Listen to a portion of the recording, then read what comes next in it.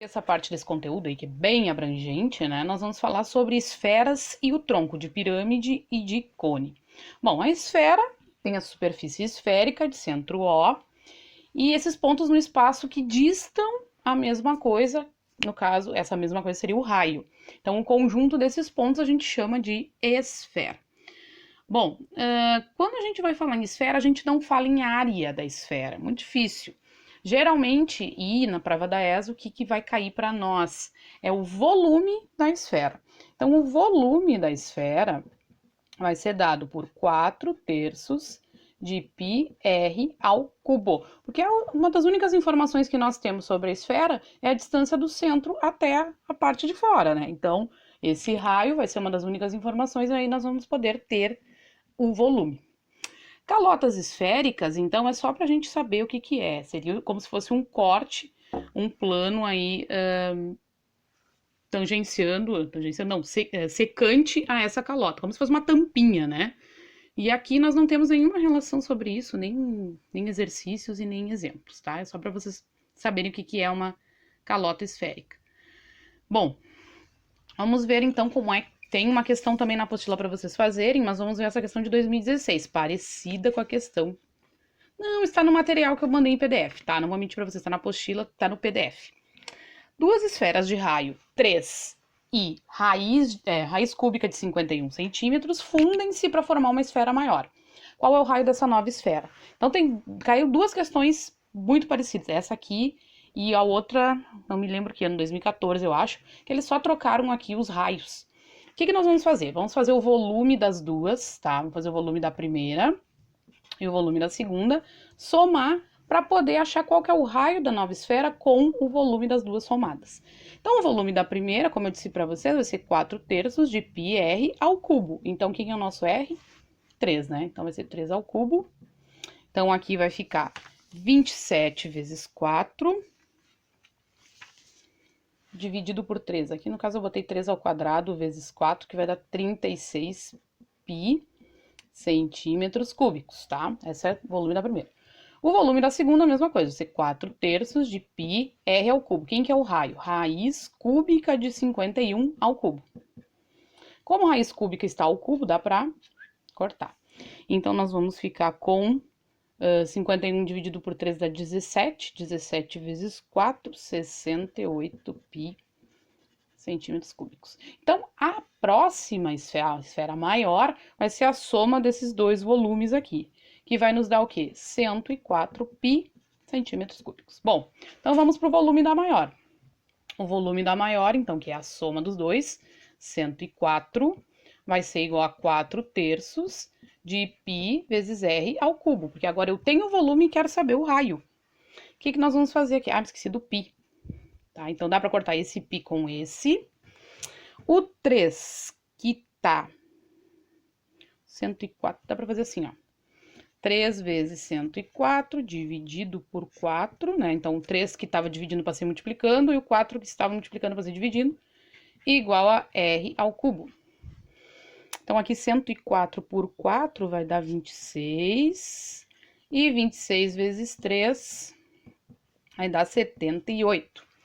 R ao cubo é 78, R é raiz cúbica de 78 centímetros, letra A. Tá? Então, depois nós temos uma questão bem parecida com essa. Continuando. Bom, sobre esfera é isso, como eu disse para vocês. Não tem como a gente determinar a área, mas tem como determinar o volume. Bom, nós estávamos falando em tronco de pirâmide, tá? Isso vocês têm na apostila de vocês. O que é o tronco de pirâmide? É quando eu corto a pirâmide, né? E deixo essa parte só de baixo, porque a parte de cima é uma nova pirâmide, tá? E aí, qual seria a área lateral? É a soma das áreas do quê? Quais são as figuras que estão formadas agora? São trapézios isósceles congruentes.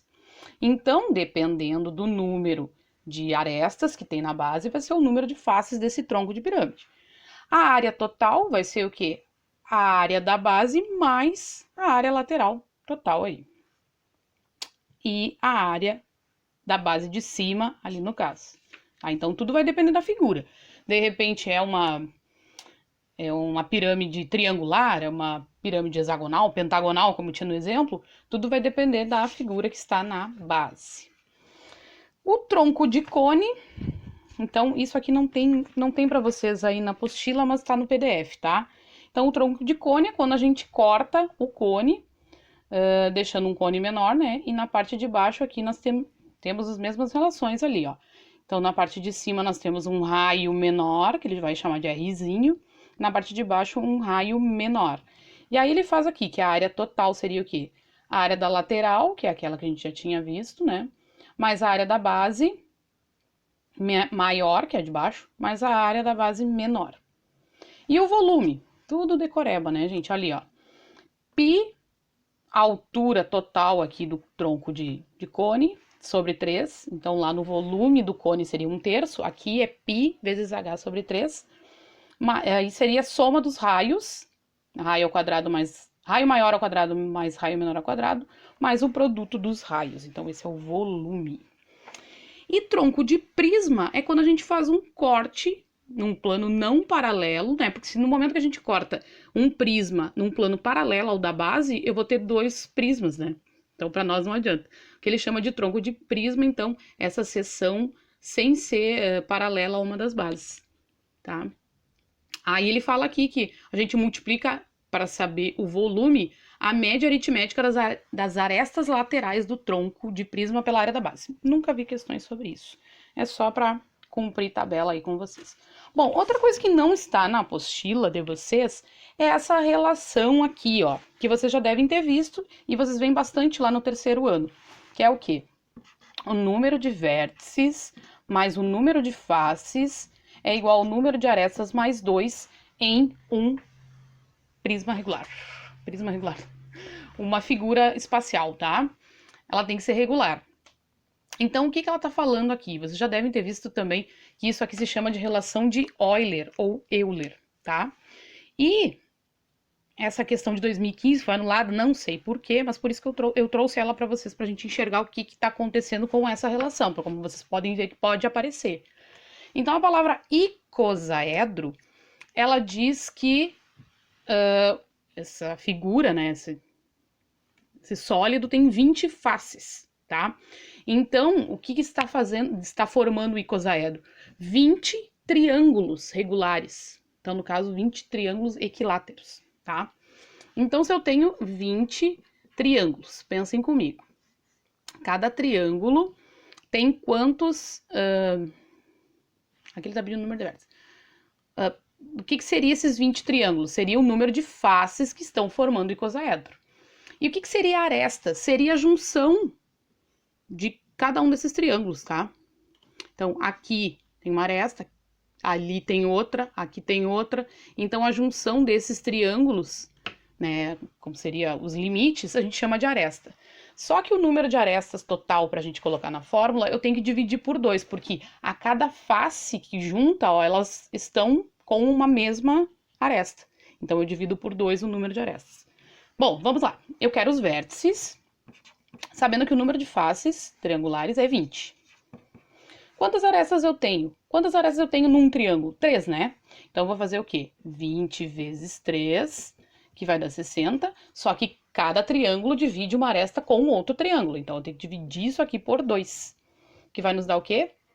30 arestas. Então, para nós, o número é 30, mais 2. Tá? Então, aplicação direta de fórmula, bem legal essa questão aqui. Já vi até no Enem cair.